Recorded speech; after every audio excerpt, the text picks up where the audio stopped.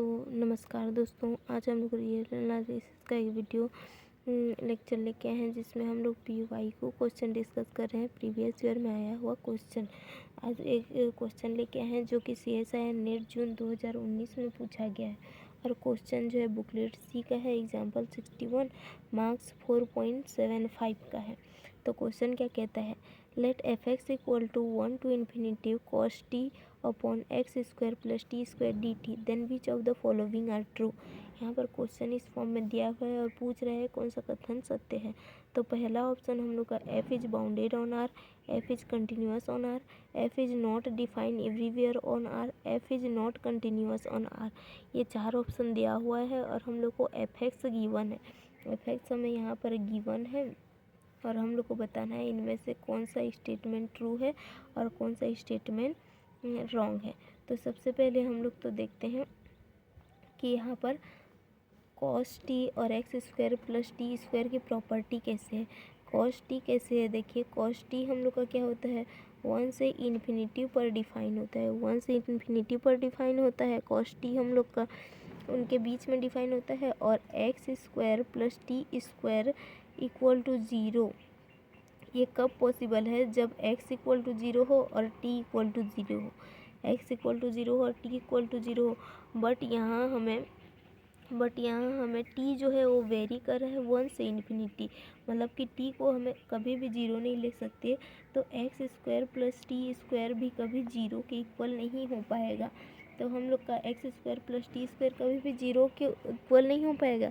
और जब तक हम लोग का क्या बोलते हैं, नीचे वाला टर्म कोई भी डिविजिबल में नीचे वाला टर्म 0 के इक्वल ना हो, तो हर पॉइंट पर डिफाइन होता है।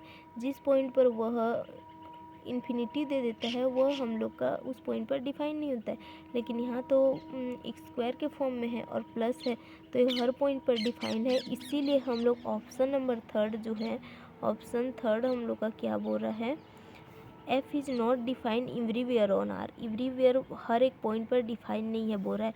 तो ऑप्शन नंबर थर्ड हम लोग का यहीं से रॉन्ग हो जाएगा कि जो f है वो एवरीवेयर ऑल पॉइंट पर डिफाइंड है। अब हम लोग देखते हैं क्वेश्चन हम लोग का बाउंडेड से पूछा गया है, कंटिन्यूस से पूछा गया है। अब हम लोग देखते हैं क्वेश्चन हम लोग का बाउंडेड से पूछा गया है, कंटिन्यूस से पूछा गया है। तो सबसे पहले हम लोग बाउंडेड फंक्शन, बाउंडेडनेस क्या होता है उसको देख लेते हैं। बाउंडेड क्या होता है, बाउंडेड कोई function, a function f is said to be bounded if there exists a constant m such that a function f is said to be bounded if there exists a constant m such that mod of f(x) is less than or equal to m for all x, सभी x के लिए यह define होना चाहिए।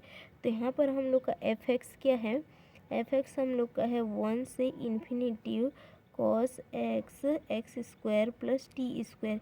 इसके लिए हम लोग इस प्रकार का अगर डिफाइन कर लेंगे तो यह फंक्शन हम लोग का क्या हो जाएगा, बाउंडेड हो जाएगा। तो अब हम लोग f(x) को इस फॉर्म में लिखने का कोशिश करते हैं। तो f(x) में जब हम लोग इसको बोथ साइड मॉड करेंगे तो यहाँ पर ये बोथ साइड मॉड हो जाएगा। उसके बाद हम लोग क्या जानते हैं, मॉड ऑफ cos t, ये हम लोग का cos t है ना, mod of cos t is less than और इक्वल टू 1 होता है। Mod of cos t is less than और इक्वल टू 1, तो इसको हम लोग क्या लिख सकते हैं, लेस देन और equal to 1 to infinity 1 upon x square plus t square d t लिख सकते हैं। इस तरह से हम लोग डी टी लिख सकते हैं। अब जब हम लोग इसको इस फॉर्म में लिख दिए तो अब इसका इंटीग्रेशन हम लोग जान रहे हैं, tan इनवर्स, इसका इंटीग्रेशन क्या होता है, 1 upon x, tan inverse 1 upon x, ये होगा t अपॉन एक्स, ऐसे रहेगा हम लोग का, ये t अपॉन एक्स रहेगा। और उसके बाद हम लोग का लिमिट जो होगा 1 से इन्फिनिटी वेरी होगा। तो अब हम लोग इस लिमिट वैल्यू को रखते हैं तो ये हम लोग का लेस देन और इक्वल टू का साइन बना रहेगा।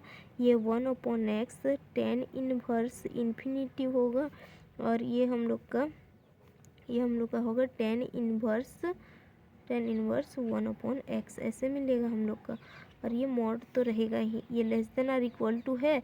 और ये हम लोग का 1/x टेन इनवर्स इन्फिनिटिव का वैल्यू क्या होता है, टेन इनवर्स इन्फिनिटिव ये हम लोग का होता है π/2 और ये होता है हम लोग का टेन इनवर्स 1/x इस फॉर्म में रहता है। लेकिन हम लोग इन्वर्स की एक प्रॉपर्टी जानते हैं, इन्वर्स का एक फॉर्मूला रहता है कि ऐसे π/2 minus tan inverse 1/x π/2 minus tan inverse 1/x equal to tan inverse x रहता है उसका वैल्यू। तो ये हम लोग का π/2 माइनस टेन इनवर्स 1/x का वैल्यू हम लोग का क्या आ जाएगा, 1/x तो रहेगा और ये वैल्यू हम लोग का क्या रह जाएगा, टेन इनवर्स x मिल गया।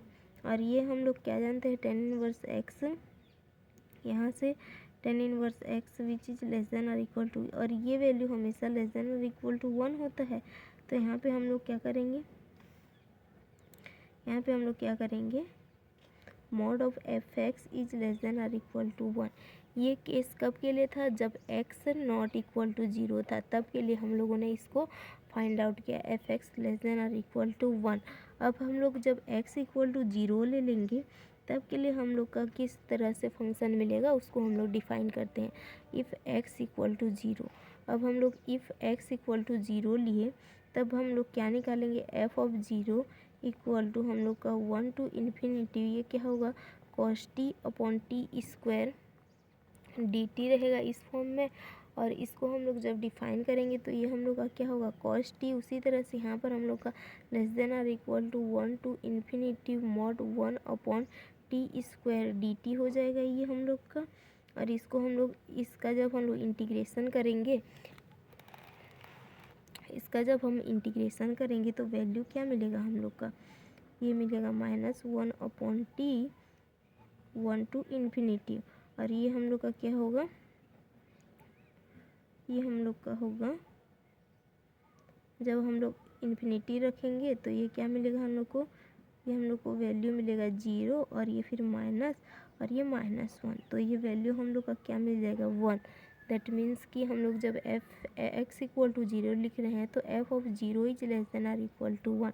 तो हम लोग जब नॉट इक्वल टू 0 लिए तो ये वैल्यू मिला, इक्वल टू 0 लिए तब भी ये वैल्यू मिला, मतलब कि ये हम लोग का बाउंडेडनेस को फुलफिल कर रहा है, equal to 1 for all x belongs to r।